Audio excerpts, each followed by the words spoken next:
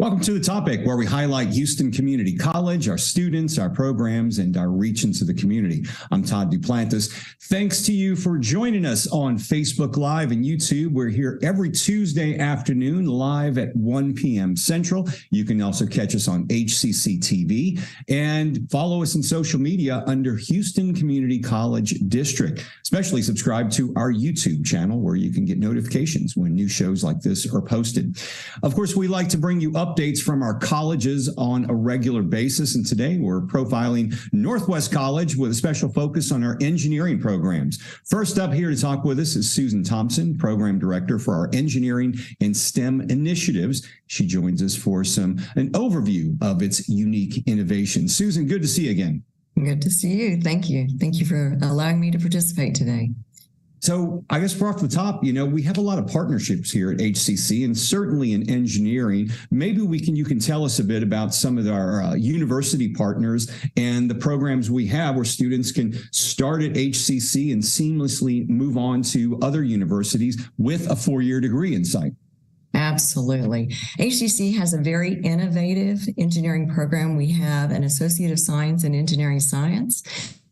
And it builds in about 18 hours of engineering courses and allows students to transfer to the junior level of an engineering degree. And it's approved by the Texas Coordinating Board. So it's a great opportunity for students to step off into the junior level, having met all of those engineering prerequisites. We have partnerships throughout the state of Texas, but our main articulated partnerships are with Texas A&M, U of H, as well as the University of Texas at Tyler. Now, are the students, when they enroll in HCC, are they already enrolled in the other partner university? How does that work? Okay, great question. With our Associates of Science and Engineering Science degree, the students complete that degree and then they can transfer on. But we do have 2 engineering academies, one with the University of Houston, and then also Texas A&M. And with both of those, the students have to apply. There's an application that is open now for the students. And with that, they are co-enrolled in both institutions. So the university offers and provides the engineering classes. And then HCC provides all of the physics, chemistry, calculus, and other core courses that go along with that.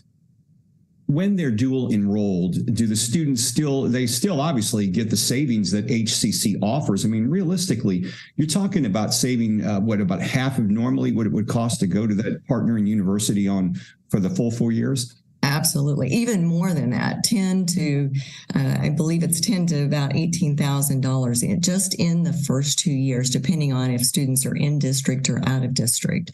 So there are major savings. So the students will pay HCC prices for the HCC courses that are provided, and then the university prices for the engineering courses. Now, we have an engineering partnership with UT Tyler, and they have a Houston Engineering Center on HCC's A-Leaf campus. Maybe you can tell us about that. Yes. It actually located on our second floor. So it's a great opportunity for students at all levels to interact. When we bring in speakers for the Engineering Center or career fairs, there's a lot of collaboration between HCC and UT Tyler. And so students can earn a degree in mechanical, electrical, and civil engineering. And starting this fall, they're adding computer engineering. So all of those courses or all of those programs degrees can be earned right here in Houston. So would they continue taking classes at that center for that particular program for the full 4 years? Yeah, all at the A-Leaf campus. What's really unique about HCC and our ACES degree, we offer courses all over the Houston area, so they can, depending on what's closest or where they want to obtain those classes. But UT Tyler is all located at the A-Leaf campus.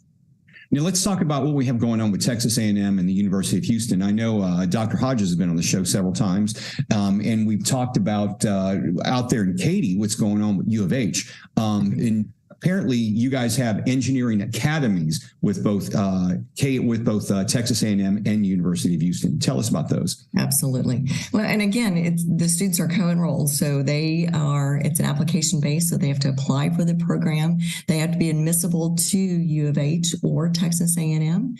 And the benefits, they are allowed to stay local. They save a lot of money. They have smaller class sizes and they're co-enrolled, which means they have access to all of the amenities of the major university as well as HCC. So student organizations, career fairs, library services, events and activities. So there are huge benefits that go along with that. And if I can give one example, our U of H HCC Engineering Academy students went to the University of Houston Welcome Back Week. And so they were able to interact with other engineering students at the University of Houston. And they met the robotics club at the University of Houston and then they formed a club at HCC and they're now being co-advised in a sense by the U of H robotics club. So that's really cool to have that interaction. Let me ask you this, because I know sometimes with college students, your grades may not be where you want them to be when you graduate from high school, or with, I should say, high school students. Is it possible to go into these academies or to start taking the courses and then applying for the partnering university after the grade level or after their GPA average goes up? Is that on a case basis? Yes, absolutely. But that is the encouragement, is to get the highest grade point average possible, because a lot of times that eliminates opportunities when it's not as high as it needs to be. So we strongly encourage. We have lots of services to assist students. One of the benefits of the academies is that they are co-enrolled. Cohorted. Right. So all of their physics, chemistry, calculus, and engineering classes are cohorted with other like-minded students. So they have this built-in process to assist each other in areas that one may be stronger than another. So these students are getting a chance to know each other and to experience the whole college experience together, and I guess bounce ideas off of each other, or have study groups, right? Absolutely, it transfers cross discipline. So again, physics, maybe chemistry, calculus, other courses. They may be in the same classes together, and they're able to work together, but also see the relevance in engineering and how it all works together.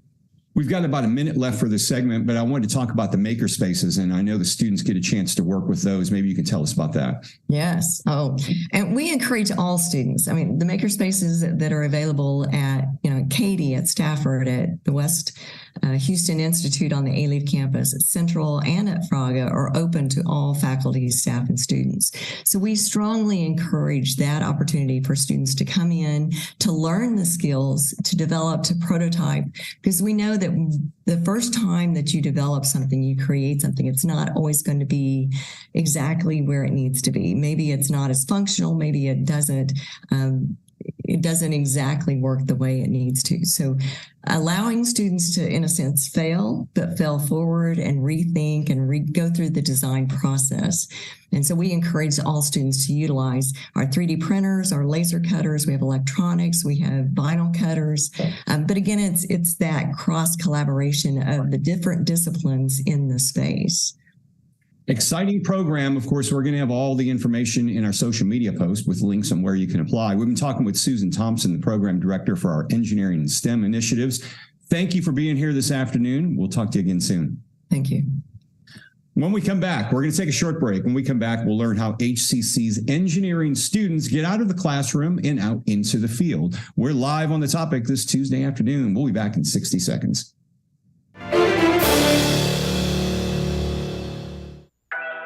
Sometimes what you need just shows up. Houston Community College has your back, whether you're knocking out some basics or upping your game for a better job. Enroll today for spring classes and frame your future with HCC. For more than a year, we have kept you informed with more than 500 remote episodes. But now we're back, bigger and better, with more news and more guests. Join us live every weekday at 10 a.m. on Facebook and YouTube, and on HCC TV at noon and 5 p.m. You can watch from anywhere. We go where you go.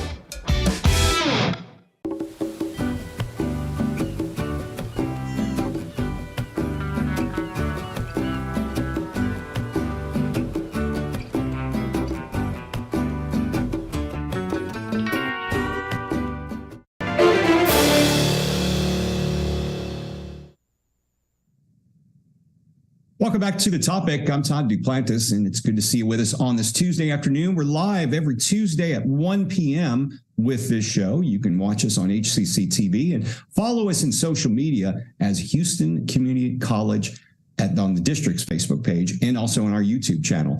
We're talking about our engineering programs here at HCC. Jeffrey Stear, our engineering STEM program director, now joins us to talk about some of the outreach we do and what our students can do out in the field. Jeff, thanks for being here.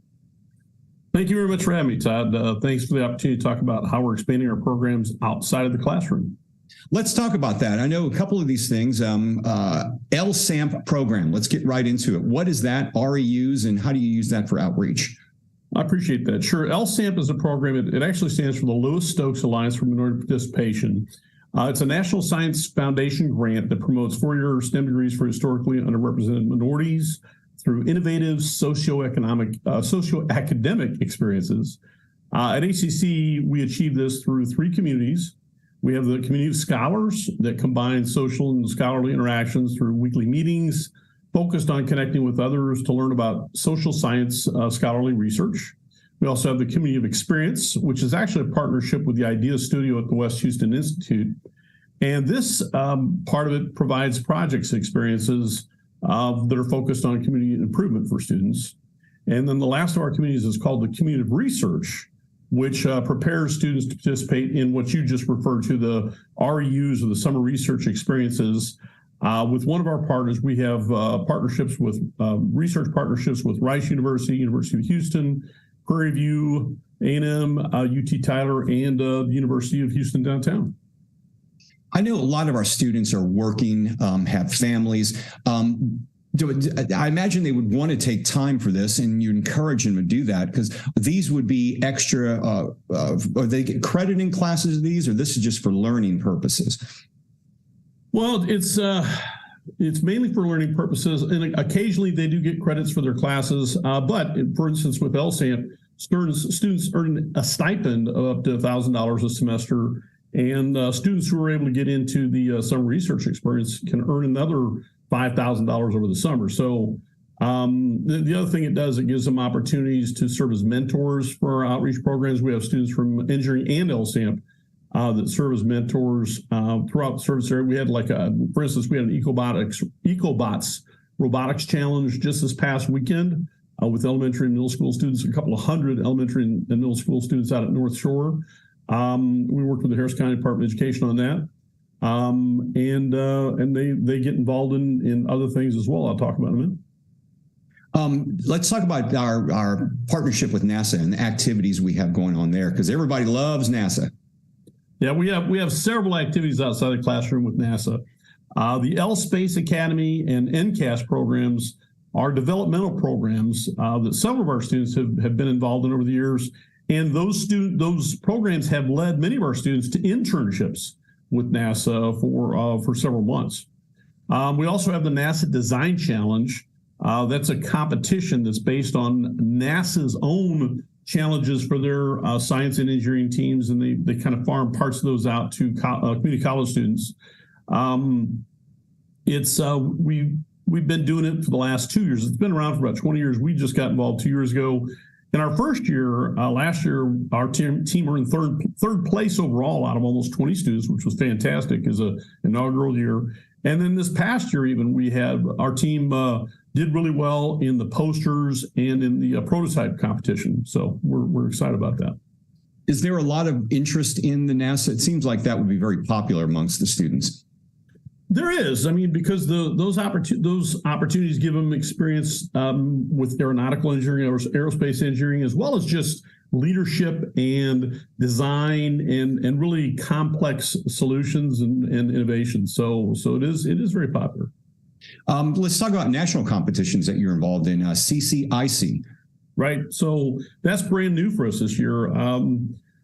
HCC has quite a few pitch competitions every year, but this one, the CCIC Community College Innovation Challenge, was the first one at the national level, and it was focused specifically on STEM.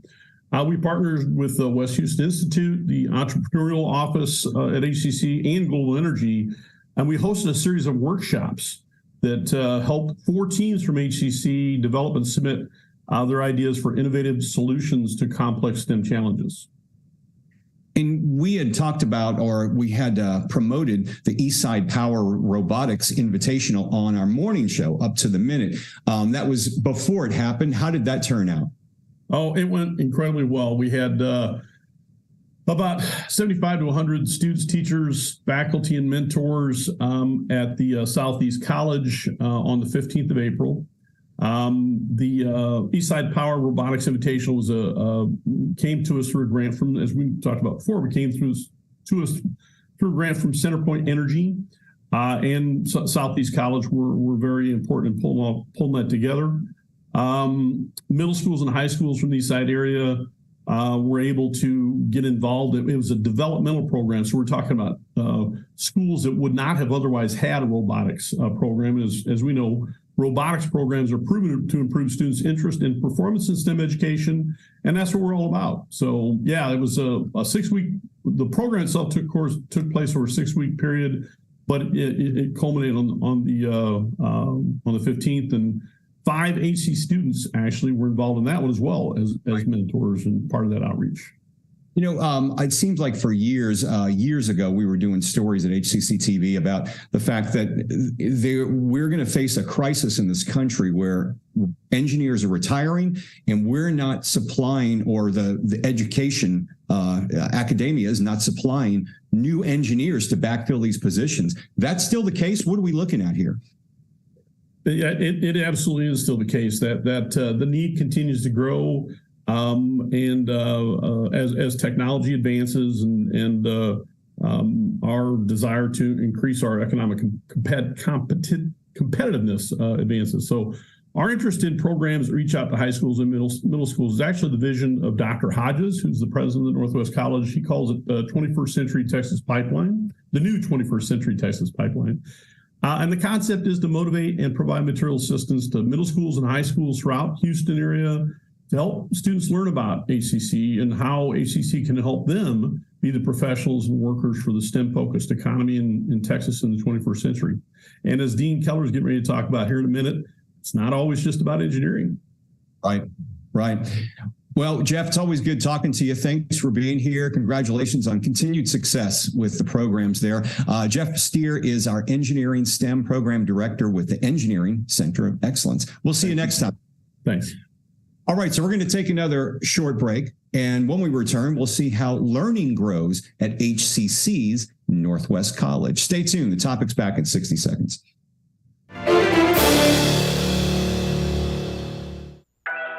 Sometimes what you need just shows up. Houston Community College has your back, whether you're knocking out some basics or upping your game for a better job. Enroll today for spring classes and frame your future with HCC.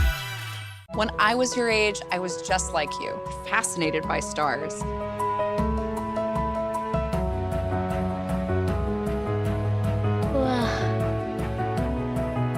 But now I get to search for life in the universe. And who knows, maybe life is looking for us too. So we're like aliens to them? Yeah. Does anyone want to be a scientist now? I do. Awesome. We need more girls in STEM. Maybe we can find aliens. Things could be stranger, but I don't know how. I'm going through changes, through all of the strangeness. I'm going through changes now.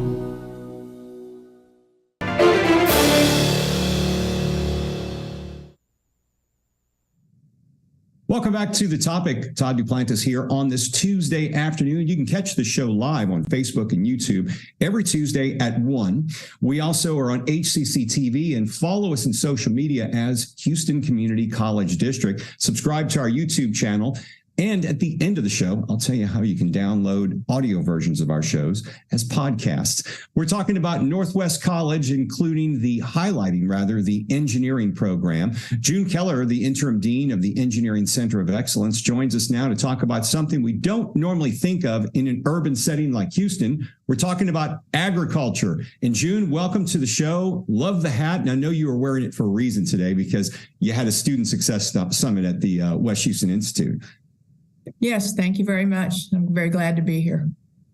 So let's talk about opportunities for our students, particularly, you may not think, or you may be under the impression that if you want to get into agriculture, you got to move out to the country. But that's really not the case, because we do have it in the urban settings as well.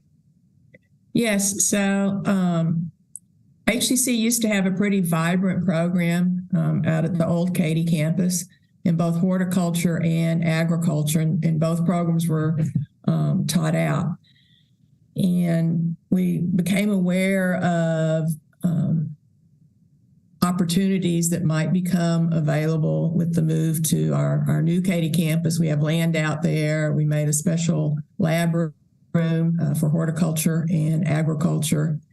And so Dr. Hodges tasked the COE of Engineering with looking into redeveloping the program. And so we've come up with this idea of a horticulture, agriculture, and environmental sustainability program.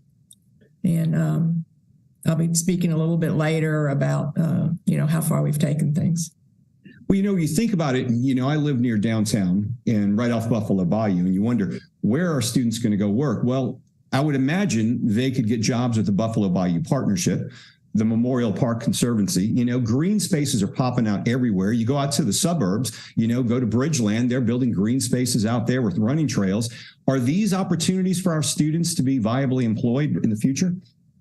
They're very, very viable. We've started up a program to do some certifications in landscape, the Nurserymen Association, 2 different certifications. We have received word that hopefully we're in the approval process for a $545,000 grant that will lead to students getting 2 different certifications. The point about agriculture and horticulture is it's not just what they call monoculture. So it's not big ranches of cows, and it's not just, fields of wheat. So the emphasis now is on urban areas all throughout the United States. So we have the United States Department of Agriculture, and then they send funds to all 50 states, okay? And when you think of agriculture, what do you think of? Your tummy's rumbling, right? You're hungry, right? So that's the main purpose of agriculture, is to provide food. So agriculture, like I said, though, is just more than just being a total rural occupation. Now what's happened is we need to be able to, in our urban areas, use smaller spaces and have them be multi-use and have them produce food. And there's a lot going on a lot of research going on about how do we do urban agriculture, how do we do urban horticulture, and a big part of it. So there's a new acronym that I've learned, F, A, N, and H. Okay, so F is for food. So I don't know if you knew this, but the USDA is the one that administers the program that feeds mothers and children. Okay. Then there's agriculture. So we have animal science, we have plant science, we have agricultural business, we have agricultural communications, we have agricultural engineering, we have agricultural technology, we have agricultural communications. So there's a whole, when I heard this and figured out that it was, not just a bunch of cows, like my friends out in West Texas, I'm starting to think, oh my God, we have all these business students here at HCC. So why can't they go into ag business? And the answer is absolutely they can. You don't have to own a big old farm or a big old ranch to get in to horticulture and agriculture. So I just think there's a tremendous opportunity for our students. And then it just really neatly aligns with our position as a large urban institution. It's just a perfect fit. And I know you also have grants, and there's endowment funding for our students looking to get into these programs. Yes. So we've been noticed to award of one grant. We've applied for several others. But we've received, we're going to be over the course of 4 years, funding in the amount of $250,000 to build up an endowment from the Bernard Warren Itz Foundation. And what they want, Itz made his money in seeds, and Itz's son is actually on our board of directors for the foundation. And so they want to get the horticulture and agriculture built back up at HCC. So that's going to be over a 4-year period. And so what we hope to do is tie all this together, the horticulture, the agriculture, and then that leads directly into environmental sustainability, because cities are great big hotspots. Yeah. Okay? And one way that you take care of this is to plant green. All right. And so there isn't any reason that this green stuff you plant, you can't eat it.